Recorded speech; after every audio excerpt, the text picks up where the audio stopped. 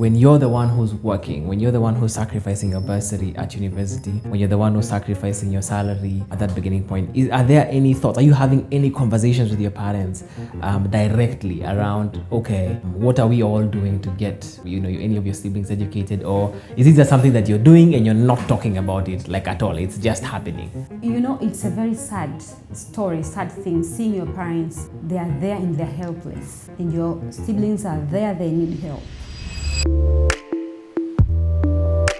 Welcome to Financially Incorrect. I am your host, Barrack, and we are still in Dar. We are at F&B House, third floor. This is where the FXPesa education hub is. If you're in Dar and you'd like to learn about trading, you'd like to know how to get access to the global markets via trading, this is the place for you to come. We have physical classes ongoing here. As usual, we have online trading classes available for everybody online. Of course, check out the links in the description box.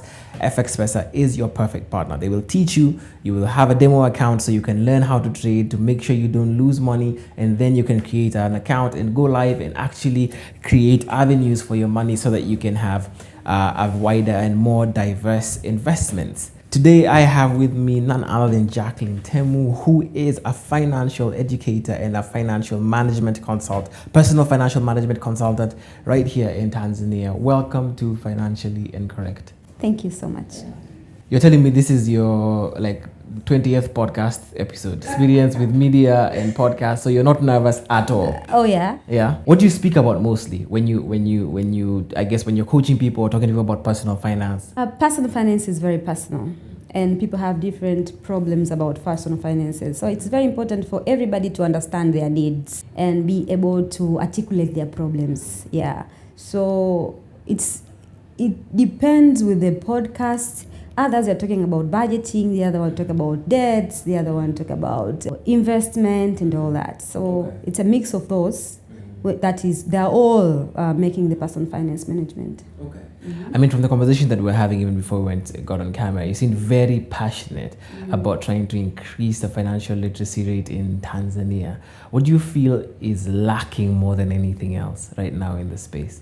Oh, in this space, we are lacking the financial literacy itself. We were not trained since we were younger. The money discussion are very rare in the families. And even if you go and look for one of the biggest challenge in most families, which cause a lot of divorce, is finances. So we are lacking the trainings. We are lacking the knowledge of finances since we were younger, or in our daily lives, because money, you cannot ignore the importance of money or the value of money or the presence of money into our life. When you're waking up from your bed, going to washroom, you're using money. We're switching on the light, using money everywhere. So the money discussion are not given the attention they deserve. Based on the conversations you've had, where do you think the gap lies? And this is what I mean.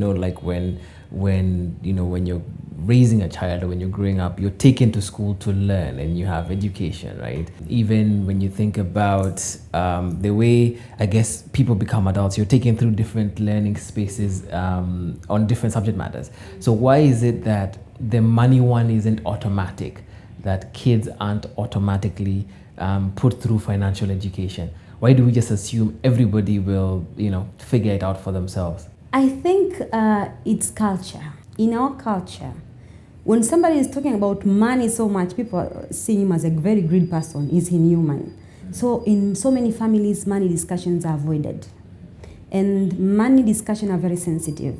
When you go to our education, from the kindergarten, all the primary, all level to universities, if there is money discussion, money subject or money courses, they are taught on theoretical.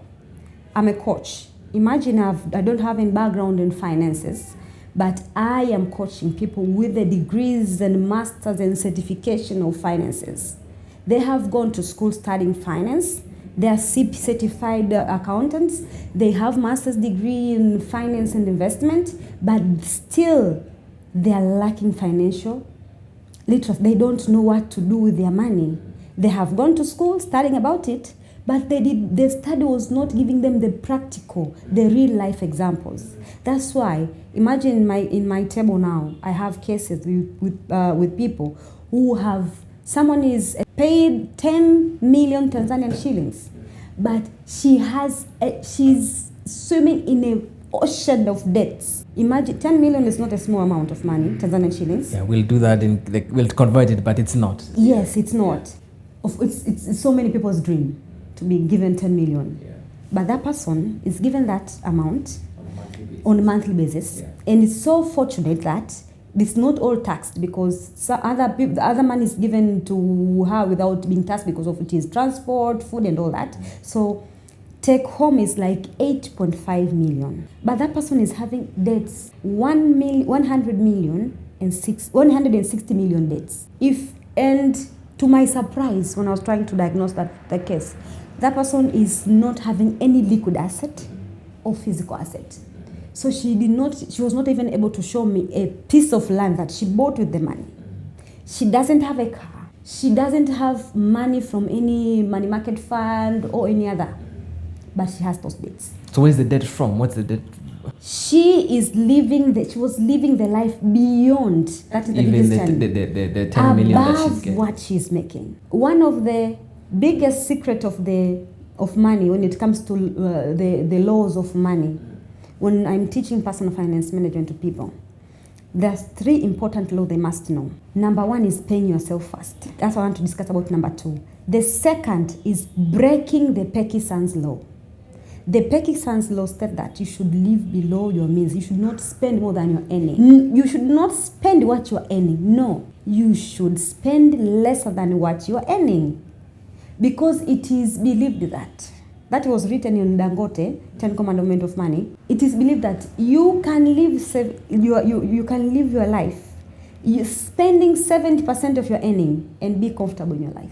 That is always going somewhere that is not necessary. You see? So you can spend and live your comfortable life with 70% of your earning. That's why we are taught that we should live below our means. So from that Dada's story, what I've learned is she was trying to be extravagant, I would say.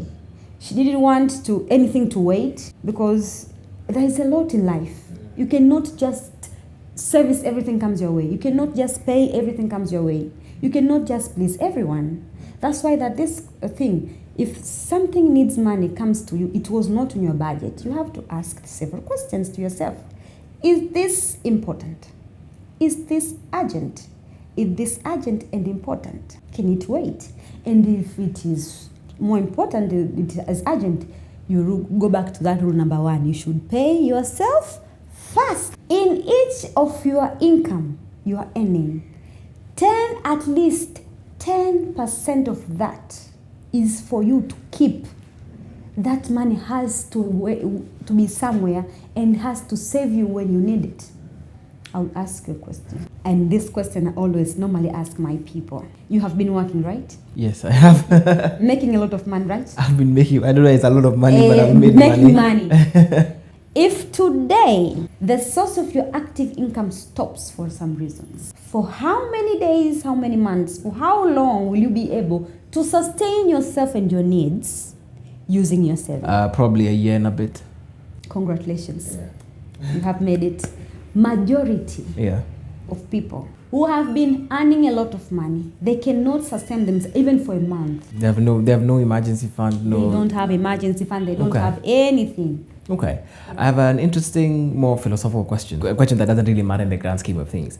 But based on the currency, the Tanzanian currency, and the economies and currency rate and all of that, do you think that because you deal with such large sums on a regular basis, like you'll be at a restaurant, something will cost 30,000, something will cost 40,000, that then, I guess as you're growing up in a country such as this and you want to be wealthy, maybe you're probably saying you want to be a billionaire rather than a millionaire. Do you think there's a connotation there that makes it seem harder, like you have to work harder than someone, for example, who might be growing up in Kenya and saying, I want to be a millionaire rather than to be really wealthy, I need to be a billionaire?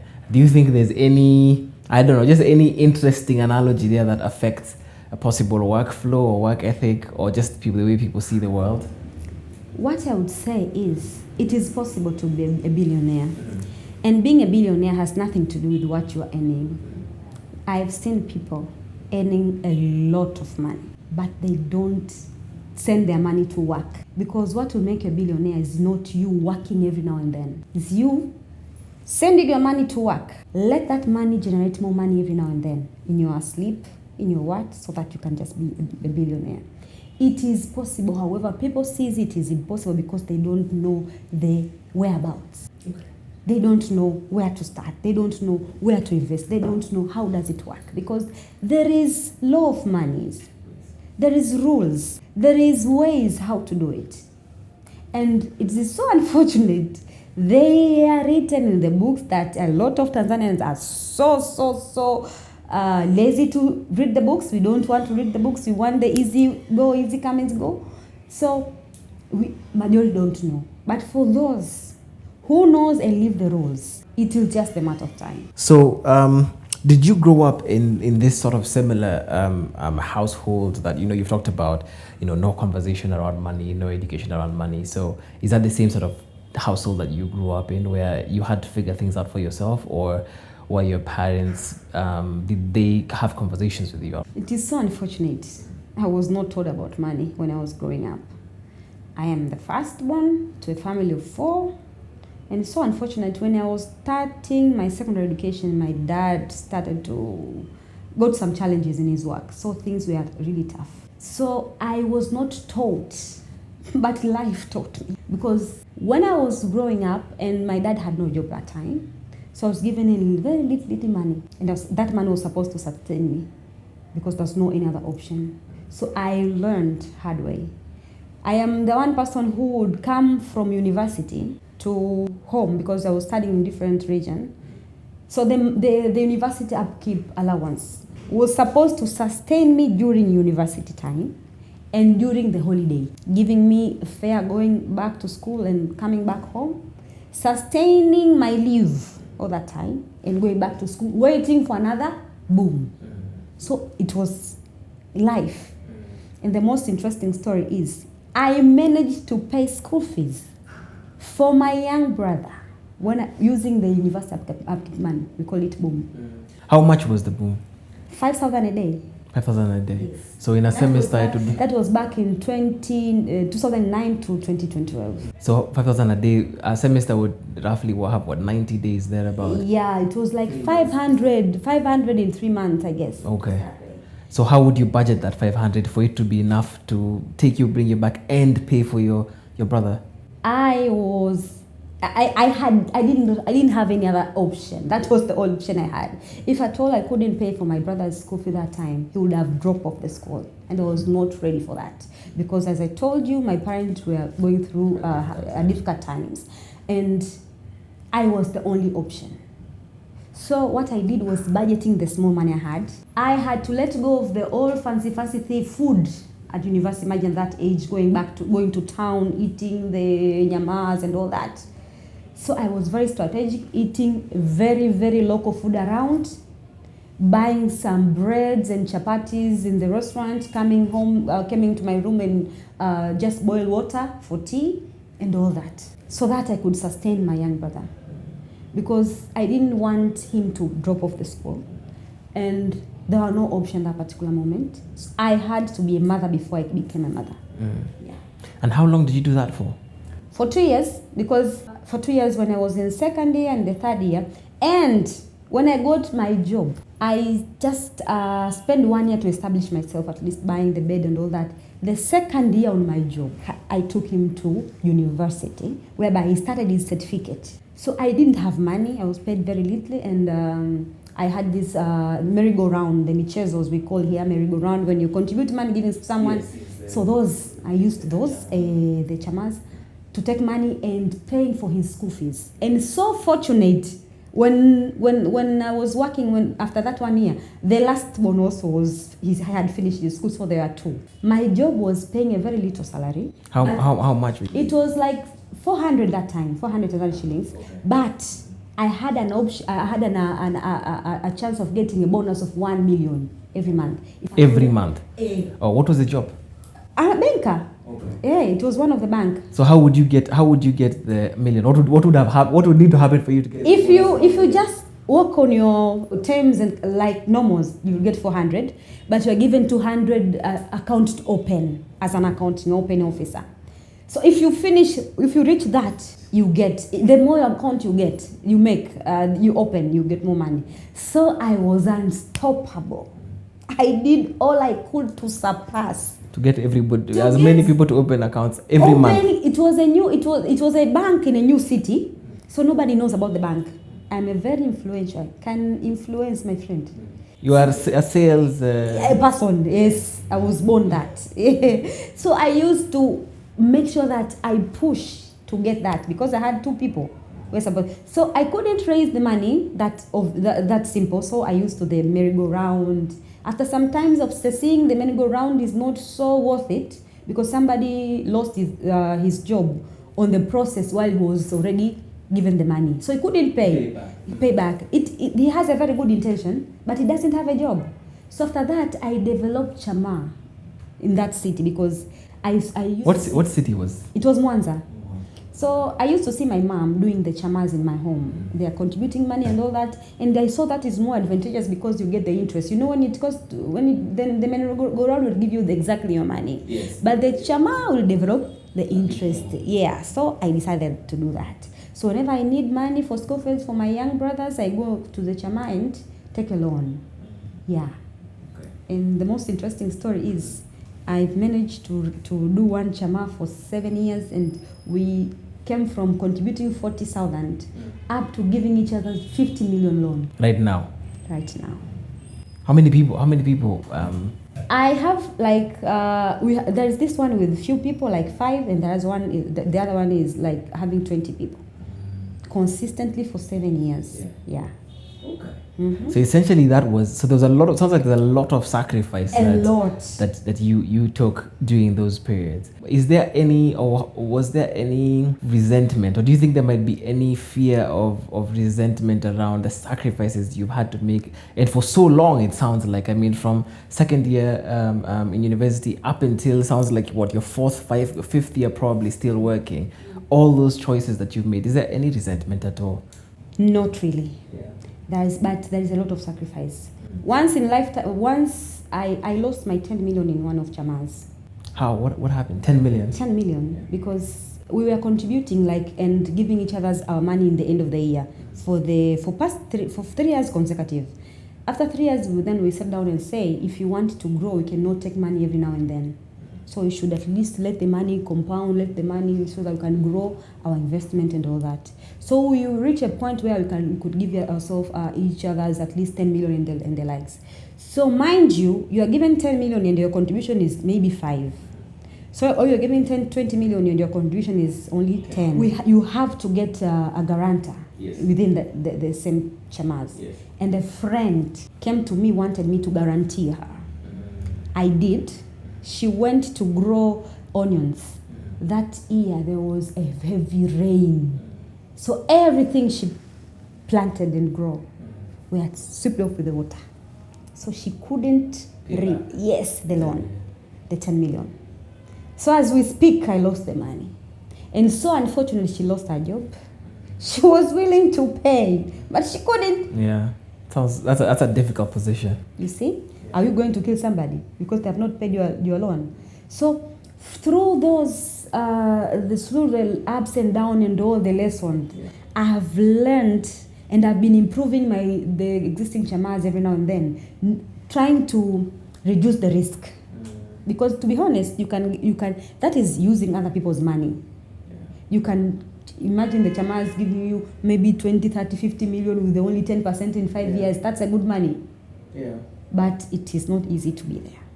Why not? Question, why not? Is it more beneficial for you to get, because it sounds like it's a circle, right? Is it more beneficial for you to go in as a group than it is for you to do it as an individual? It is beneficial to go as a group because you can get a chance of using other people's money. Imagine people are contributing maybe 100 or 1 million a month. then you become the first one to be given the money. If you take that money, imagine and go, even invest it to the money market fund, to give you 12% a year. That's a compounding, you see? So for those, it is good for people who don't have discipline as well. Because I always come across people who cannot save by themselves. So there is different ways that I help them to save. Number one, to have the standing order, which is the instruction to their bank account that will instruct the account to transfer money from that account to investment account. Number two is having those chamas. I advise chama than merry-go-round, because when you give somebody money in the merry-go-round and they disappear, it is very hard to get them. But when it comes to chama, it is different. There is a constitution and the guidance and all that. Yeah. So there is process. You're not going to lose all the money, you see. So you can just do. Tell people to find people they respect the most and commit to them. Yeah. Because everybody has that one person whom they respect. Yeah. So I then commit to them. Maybe I would want to save this amount every month.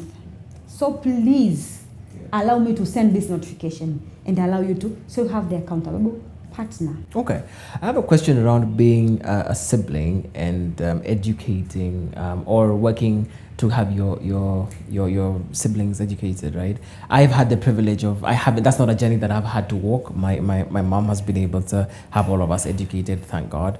So I've had that privilege, but I'm just wondering, when you're the one who's working, when you're the one who's sacrificing your bursary at university, when you're the one who's sacrificing your salary at that beginning point, are there any thoughts? Are you having any conversations with your parents directly around, okay, what are we all doing to get any of your siblings educated, or is it just something that you're doing and you're not talking about it like at all? It's just happening. It's a very sad story, sad thing, seeing your parents, they are there and they're helpless, and your siblings are there, they need help, and there's no one to help them. You're not in a good position, but at least you can sacrifice yourself. So what I did was telling my mom and my dad that stop worrying about this, I'll pay for this. And when I started working, nobody told me about, because my brother has stayed at home at least a year or two. And it is so unfortunate he did not make so very good in his O-level education. So, but he made me proud on his university. Yeah. So after seeing him around and knowing that there's no way he's going to make it, because he was a Form 4 leaver and all that, and he's so passionate, he's disciplined, he would want to go on with the education, and there's nothing he could do, and my parents were stacking. As a big sister, I foresaw that if I'm not going to do something today, one day I have to pay school fees for their kids. Yes. One day I'll suffer. If I'm not going to do something now, when this young man is very young, it can still... It'll come back later. I wanted to cut the route, the poverty route. Yeah. I didn't want to give them fish, because I could have given them 30,000 every now and then, but that could not help them. I want them to be independent at some point. Yeah. And I'm the one person who, even if you're going to do very good in your business, but if you have a strong background in education, you're going to do it even better. Yeah. So I decided to sacrifice myself again. Imagine, after he has finished his O-level education, for him to get a bachelor degree took me 6 years.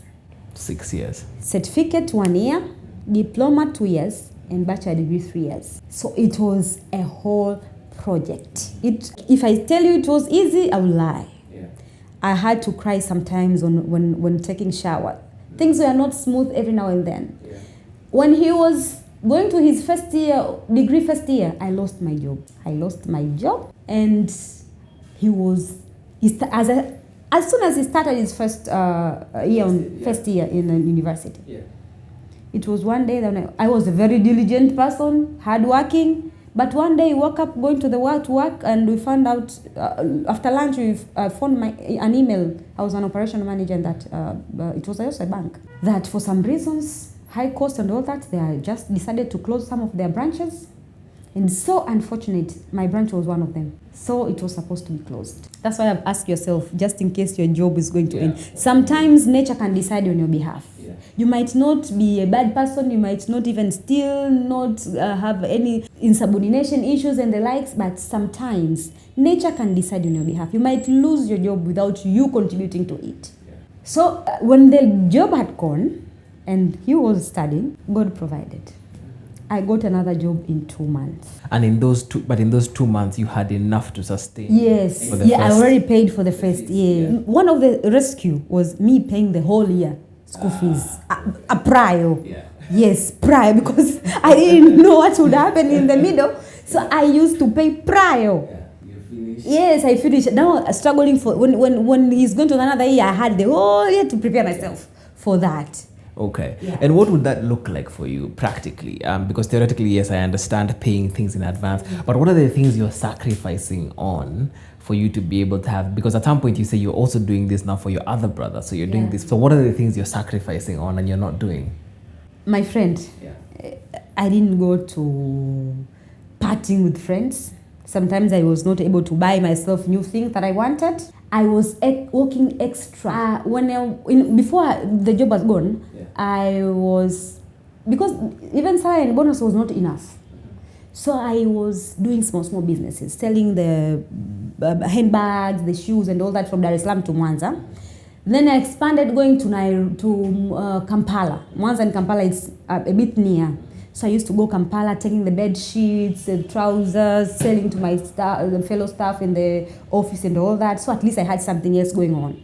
So I bought a car, because first of all I saved for buying a car. But my boss told me, no, you cannot buy a car. You know, and that saving is a big deal. Imagine he told me you cannot buy a car with your savings.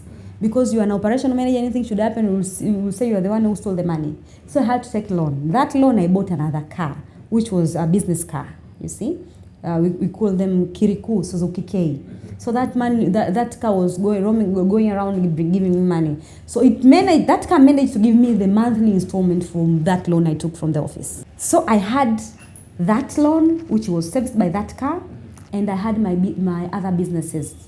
Mind you, that car, the handbag, the sheets and all that, yes, I was doing. So I had 2 businesses that helped me run my life. And so I had to, the sacrifice was working extra. Imagine sometimes I used to go to Kampala on Friday, shopping on Saturday, coming back on Sunday, going to work on Monday. You see, that sacrifice. Yeah. And honestly, I am so grateful for the bosses I had back then. Because I was, we had targets. When you reach your target, you see the numbers. So I used to work very hard before end of the month. So that when I tell them I need 2 days off, they don't complain. Yeah. Yes, they really don't complain because I've done my work and I'm going and they used to be my customers. Yes. Yes, because I couldn't hide that I'm going, where am I going? Yeah. So that was the sacrifice I made. Working extra for me to get the money and be able to manage it, to maneuver everything. Yeah. All right. So I mean, that sounds like this was sort of like the first 7 years of your. Of course, it was 10. In fact, it was 10 of your career in working. Maybe if I'm to ask from the banking sector perspective, what are the different pay scales that a person can expect if someone's looking to get into the banking industry? What kind of payments would they expect to make? What are their salary expectations based on the different possible jobs that are available in the banking sector? I would say one of the most paying careers is banking. There are people, it's so unfortunate I'm not one of them, but there are people who get paid very well. One of the things that made people paid very well is movement. When people coming from one bank to the other, they are able to negotiate higher and higher, and their skills in the market. There are people who are poached. You know, this person is very good in A, B, C, D. So when you're that, what are the most important skills that allow one to move around? Mostly business skills. People are very good in doing loans. The people are very good in deposit. The people are very good in trading the forex. People are very good in trade finance. So there are those skills which are making a lot of money. And when somebody is having those skills, they are poached because if organization has them, they are an asset. Yeah. They'll bring more money. So if you're bringing more money, it is so obvious you can get a lot of money. So they are very young individuals paid a lot of money, 20, 30, 15, 10 is very normal for so many people. But it's so unfortunate. I'm not one of them. But what's an entry salary, and what's an entry salary at the banking space, and what would be their career trajectory? Like if you were to try and map out for us and say, okay, so you start here as an intern, you'd then go to client service potentially, or then you'd look, and maybe difficult, but if you could just give us like a ballpark average of what it could look like. if you're getting the banking industry? It depends. There are banks you can start with 600, 800, 1 million, and so on and so forth. Depends on the bank and their policy, paying policy, and all that. And career growth differ from one person to the other. For example, me, I only became an officer for 1 year, just 1 year, and I was in that bank in 1 year as an officer, customer service officer, whom I used to go around looking for business, bringing in customers and all that. Then so fortunate that bank was opening another branch in nearby area.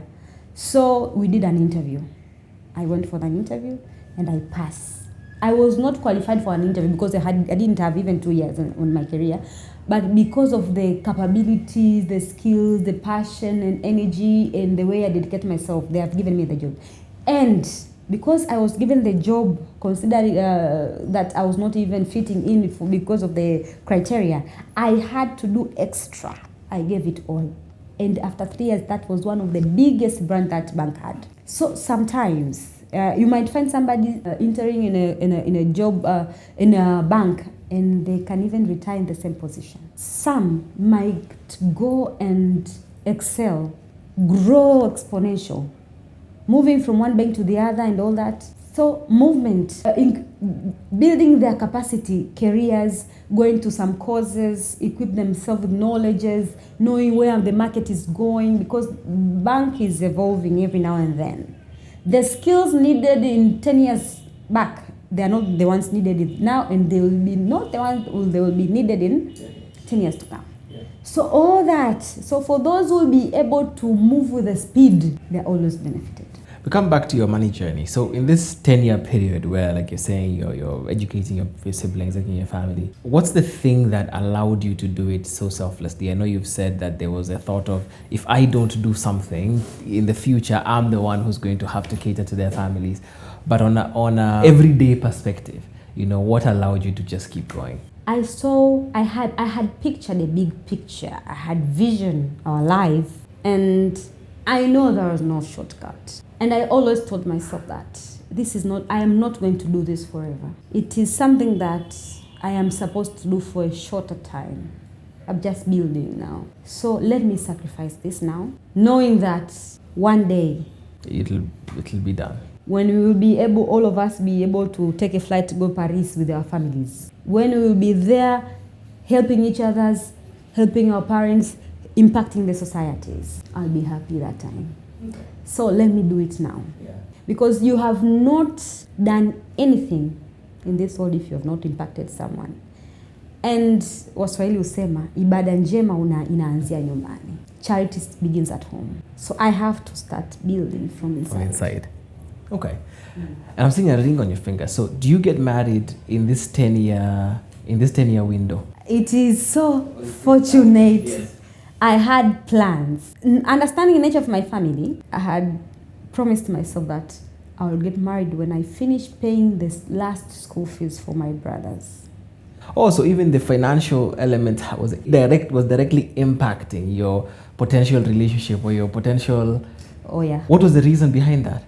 Because, this life now, you cannot just marry a person. As I told you, one of the biggest challenge in so many relationships is finances. So I didn't want to bring all this luggage to my partner. Of now educating your siblings? Yes, I wanted to go as a fresh individual who will be able to partner with him for us to build our empire. Yes. So do you then start dating someone seriously towards the end of your... towards the end of this thing, I think God gives you what you are praying for. Because I started saying it since I was in university. And it's so unfortunate. I knew my husband as a friend since university.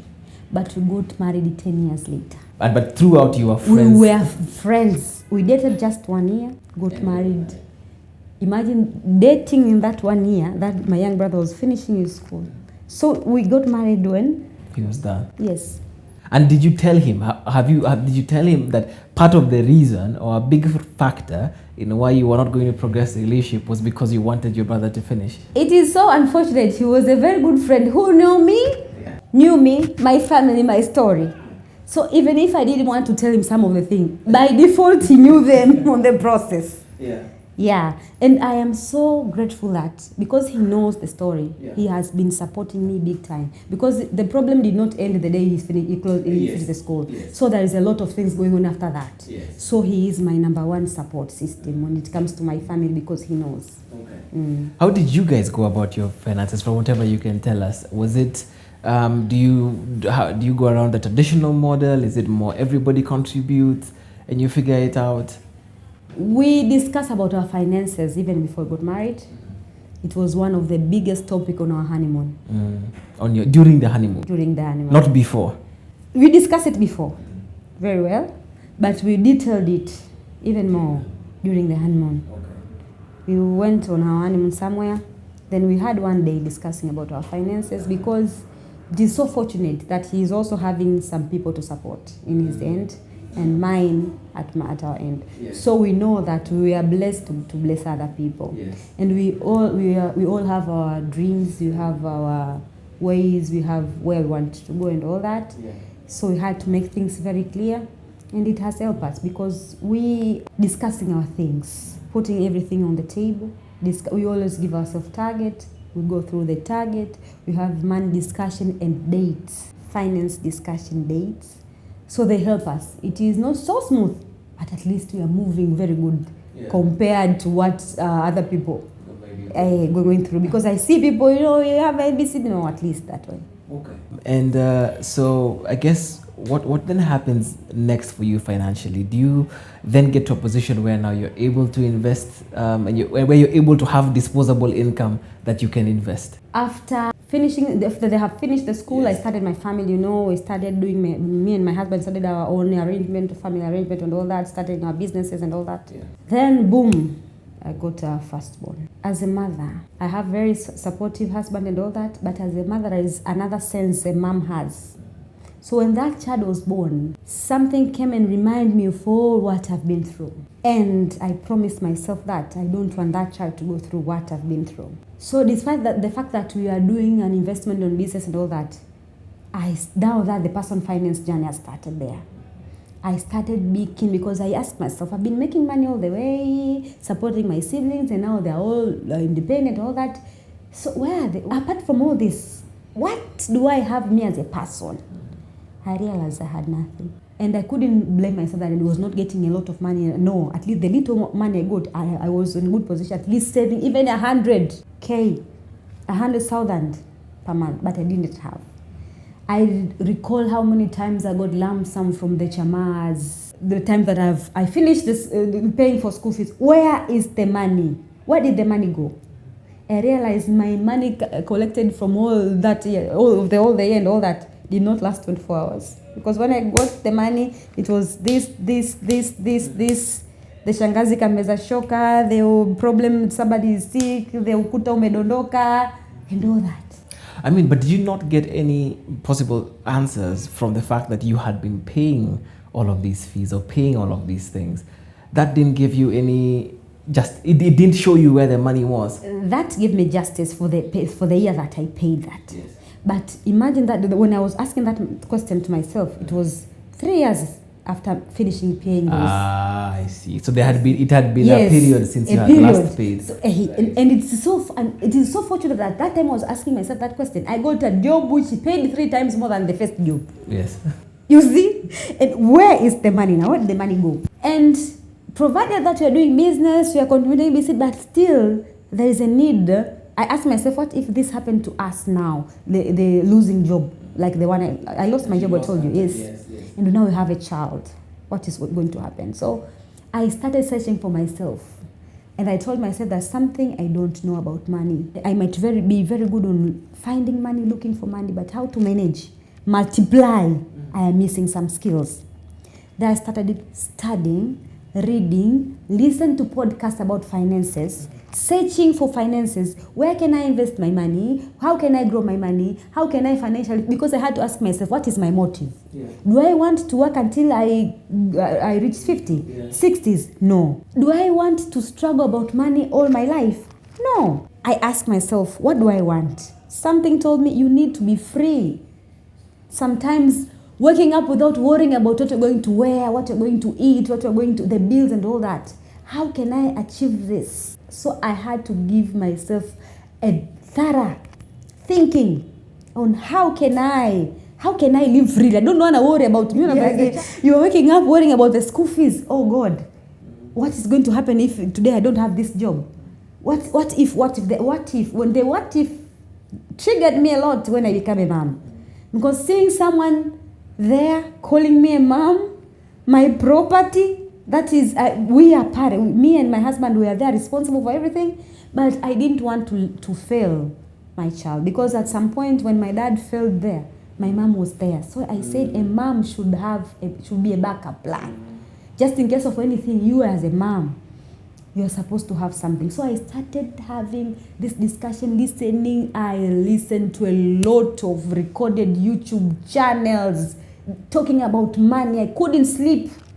I started to search for a lot of information, attending the seminars, reading the books, on my journey of becoming a finance coach, I was trying to solve my own problems. I was trying to look for solution for my own problem. So on the process, I realized everybody around me is sick. It's going through the same challenge, same problems.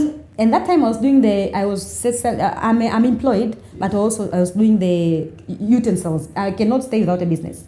So when I was doing selling the utensils margin for that time, I was getting money and all that, but I couldn't trace where the money went.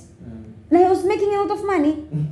Not a lot. Imagine I had groups of people who were just contributing for like merry-go-round, but you are not going to get the physical money. You are going to get what? The kitchen utensils. So I had like 14 group running every week. That is 2 groups every day. You're supposed to be given some utensils. One group was 250K. That was 550,000. If I just sell them the utensils, maybe I'll spend 300 for 2 groups. So I was able to keep 200 every day. But I didn't have that money. You didn't know where it had gone. I didn't know where it went. So after some time, it was not every day, of course, but at least I couldn't get at least 400, 300 a week. That was normal. After realizing that I've been working so hard and all that, but I am missing the management skills, I had to look for it. So after realizing there is a lot, people have different money stories, people have a lot of challenges, I had come up deliberately. I had come up with the programs, models. I had designed my very own diagnostic toolkit. It's a set of questions that will help me understand who is that person. Because when you come to me, you want me to tell about money, teaching you, I cannot just use one universal way. Because you and me and someone else have different money problems. So I had to understand because mine was not looking for making money. I didn't make a lot of money, but the little money the little I was making, I was not able to multiply. And just a question. So you're saying, because you're saying this is 3 years after you finished your 10-year stint of, so you were learning about your personal finance 13 years into your career. Yes. So you had been working for 13 years, you hadn't saved. Yes. You're working for the first 10. Yes. For the first 10 you were, yes. I was not saying yes. It was, Yes. But for now, these other 3, still, you had not saved, you had... It was from the first 10, there is that one, the 2 years up. It has been like, now it is 14th, 15th year. If you add 2 years from university. Yes. So after those first 10, I was not doing anything. The 2, the first 10 I was paying, yes. Those 2, I was idle, making money, but just doing the shop, living the other people's life. Yes. Going to the shopping, spoiling myself, giving the money to this person, solve things, that way. Yeah. Then I started being cautious. So from the time I've become conscious, this is my third year. I'm going to my 3rd year. Now, okay. Yes. So I started correcting my mistakes. Started living finances, law and rules. Understanding what it takes to be financially conscious. Being conscious, money conscious, knowing where my money is going, because I had to ask myself, where is my money going? I had to track my money. Do I have goals? I had to set and write down my goals, short term and long term. What do I want to achieve? the important 3 numbers to look after. If today I am told you don't have this physical, you don't have this active income, what is the average amount I need for me to survive for the whole month? What is my net worth? What is my financial freedom number? Because the universe is very rich. You cannot get everything in this world. You should know what you are looking for. When you got it, you're supposed to enjoy. I have these people with this notion that money is not enough. No, to me, money is enough. I have some amount that I'm looking for. When I get it, I'll just rest. Because what I want is time freedom. This, please find attached email. Where are we on this? Is, I just want to get, yes, I want to be free doing, because I am so passionate about impacting lives. And I think if I have time freedom, I could do lots. That sometimes I cannot, because now imagine I had to wait until I get back from work, come to this. Yes. So if I have anybody if I want to attend anything, I should consider my work schedule, because I cannot mix the two. Yeah. So to me, what I'm looking for is time freedom. Yeah. And I know how can I get, because I'm working for money. Yeah. So if I've managed to raise money that is giving me freedom, if I have the return on my investment that gives me more than what I can consume, why can't I do my other things? Yeah. Because it is not, I'm not going to work deliberately that I want to. No, I'm just going there because I want to sustain myself. You see, yeah. Something now it is even better, because I'm doing even in my work, in my job, it is so exciting because I am doing something I love. I am manager women in youth banking, so I'm interacting women. I am solving money problems to so many people by using the bank window. You see, so at least my job is exciting, not even boring, because it aligns to my core values. Yes. Yeah. Okay. Mm-hmm. So what are the things then that you practically began to invest in, now in these 3 years of very conscious financial literacy and awareness? What are the things you've put your money in? Number 1, I started to work on my emergency fund, whereby some of them, it is my bank account for those quick emergencies, and some is in mutual funds. Yes. So when somebody is telling me today your active income is stopped, but I'm not going to struggle, at least for some times. Yeah. That's number 1. Okay. Number 2, I understand what kind of person I am, because before you have started investing, there are 5 questions you should ask yourself. Number 1, what is your goals? What are your goals? Are they short or long-term goals? What is your expectation? So I made very clear on what am I expecting from my investment. What is your risk appetite? Are you a risk taker or a risk averse? Liquidity. Would you want to take your money as soon as possible or not? So after answering all these questions, I had decided that for me, I am looking for a time freedom. So I would need my money to work for me after some times. Mm-hmm. So for now, where can I put my money so that I can grow? Yeah. Get the growth of the money, get the capital gain. Yeah. So I decided a big chunk of my investment based on my age will go to stock market. So I had done analysis, picking some companies that are doing good in stock market based on what I see, and I am taking a very closer look on the trend of the market and the companies that I've invested in, knowing that after some times I'll be able to grow my capital to that extent and take it to a place where I can get constantly income. That is treasury bond. But for now, that is where I'm putting my money until that time when when I just get I have some timeline and timing, Yes, it is quite some time. I believe I'll be there. I have my numbers, knowing that after this time I'll be selling this and some chunk of this, taking the money to my treasury bonds, not worry about my child's school fees, not worry about my life upkeep, the expenses and the likes. That's it. Okay. Interesting. So it's, I guess at the moment, it's a tripartite investment strategy. Okay. Is there anything else you're looking forward to in terms of the next 3 to 5 years that you'd hopefully looking to be investing in? Because it also sounds like you still have your businesses running on the side as well, or have you stopped that now? I do. We have a family business, me and my husband. We are car dealers. Yeah. And yes, there is. Because, I see that I have a very huge potential on impacting what I know to the society. The world is ready for me. So I'm thinking on how can I monetize my skills, because the money problem is a global problem. Yes. So there is a way people are making money through selling their skills using social medias. So looking forward to have my YouTube channel, having online calls that you're pre-recorded. You can just save yourself any time and all that. Thereafter, I'll be in a very good position to. I love real estate too. Yeah.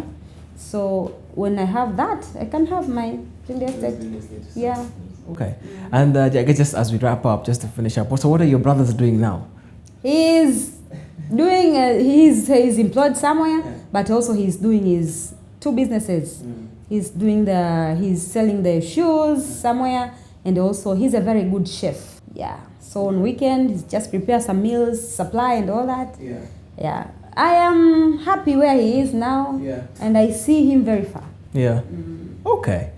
Well, thank you so much for coming and sharing with us your financial story and just giving us a bit more context as to what the Tanzanian space is looking like. I hope for our fans, you guys have enjoyed these conversations. You've enjoyed our series with different speakers in Tanzania, hearing more of their money stories. We will be back. We will get more stories. This was our last one in this series of, I believe it's 4 or 5 episodes that we've been able to cover. And we hope that you keep enjoying this content, and we will see you guys next Friday on the next episode of Financially Incorrect.